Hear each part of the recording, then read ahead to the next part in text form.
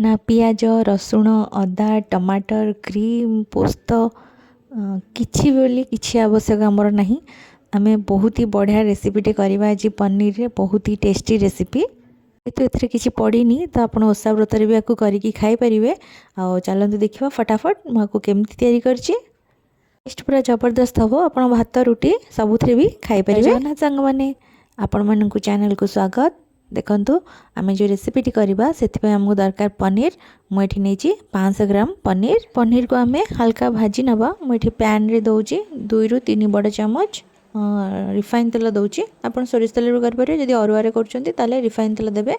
मु एठी दउची बेसन 2 चम्मच। एबे दउची काश्मीर लाल मिर्च पाउडर रु 1 चम्मच, धनिया पाउडर रु 1 चम्मच दउची, जीरा पाउडर 1 छोट चम्मच। आम ए पकेबा हलदी रु 1 छोट चम्मच। आम भल भाव आपको मिसई नबा। जदि आप एमती कंफर्टेबल न होती ताले आपन जेकोसी बासन हो कि बाउल हो जो थे मिक्स करके तेल रे भाजी पारे। मु डायरेक्ट ये करिछि।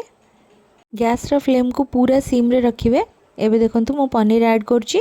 पनीर को आमे एबे सेथरे मिसई की भाजीबा। जदि आपन बेसन कोटिंग न होची ताले आपन 1 रु 2 चम्मच रिफाइन तेल आउ दे परंती। नहले पानी भी हल्का 1 चम्मच कि 2 चम्मच पानी छिंची की भी आपन को मिक्स कर पारंती। माने पानी की तेल जहा देला परे से भला भाबरे कोट नबो।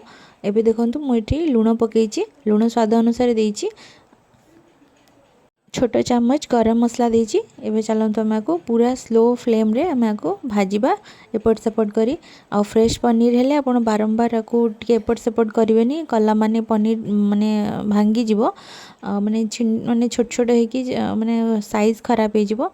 सेति लागि आ जदी नॉन स्टिक रे आपण करछन ताले चिंता नै, बिल्कुल भांगीबोनी, आराम से हे परिबो। आ नॉर्मल कड़े रे जदी करछन बारंबार गोळेबेनी, हल्का हल्का की गोळेबे। पनीर ऊपर गोटे गोल्डन ब्राउन रो कोटिंग हवा पर्यंत आम को हल्का फ्लेम रे माने स्लो फ्लेम रे आम भल भाव भाजी नबा। पनीर आमर हो गलानी। एबे मु बाहर कर नउची। देखंतु प्लेट को बाहर कर नेची। एबे आमे सेई पैन रे 2 रु 3 चम्मच रिफाइन तेल दबा। तेल आमर गरम हो गले आम एथिरे हाफ चम्मच जीरा पकेबा।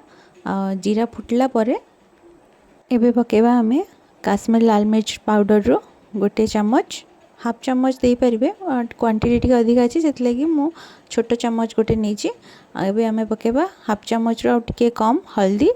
आ एठी दउछि मु चिकन मसला। आपण चिकन मसला जगह रे आपण करी पाउडर भी नै पारंती जदि पूरा वेज करचंदी। एबे आमे को भला भाबे टिके कसी नबा तेल रे। गैस रा फ्लेम पूरा लो रहिबो। लो फ्लेम रे आमे को भला भाबे टिके कसी नबा।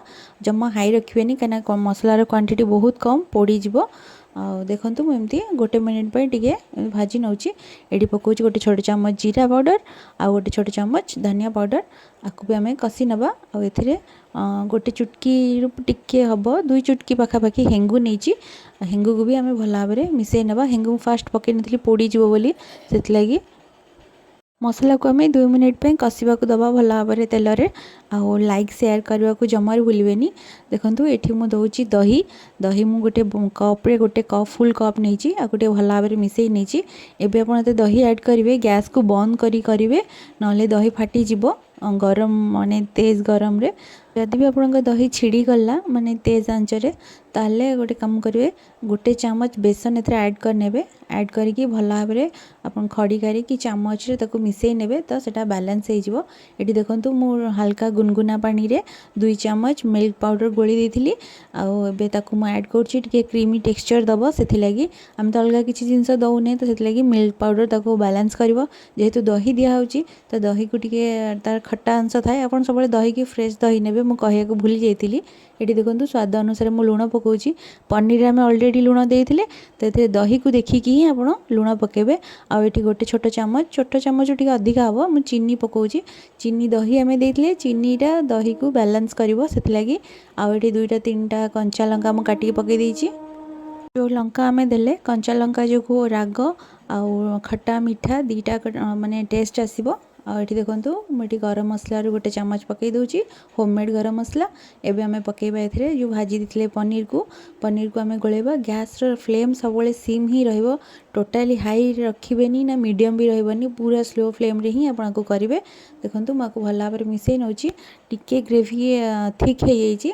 तो आम ए अल्प आउ पानी दबा मो पाखे थिला मिल्क पाउडर जो आम करथिले से पानी से मुझे पानी देके आधे दे दूची आदि आप माने टिके थिक रखा चाहते तो पानी खूब कम दे पारे आदि भात रे खाया चाहते ताले आप ग्रेवी पतला भी करें आपको आम भल भाव में मिसई नवा आगु टे आम फुटा दबा फुटा समय आम जो आपको गोलाऊे आपको बहुत हल्का हाथ में गोलेबे माने पूरा धीरे धीरे गोलेबे कहीं पनीर आम छणा है आ फ्रेश पनीर माने बहुत सॉफ्ट अच्छी तो आप बारंबार जो गोलेबे ताले पनीर भांगी जीवो से बहुत हल्का हाथ में गोलेबे एबे देखंतु हमर हो गलानी ग्रेवी मु 1 ରୁ 2 मिनट में फुटे देथिली एबे गैस को बंद करी मैं मेथी पत्र पकई दूची आउ एबे धनिया पत्र पकेबी कटा धनिया पत्र देले बहुत ही बढ़िया फ्लेवर आसे पूरा जबरदस्त टेस्ट आसे यार मैं टेस्ट को डबल इनहेंस करे बढ़िया लगे एबे हो गला हमर बहुत ही तेल कम मसला कम तेल रे झटपट पनीर रेसिपी आपन करके खाइबे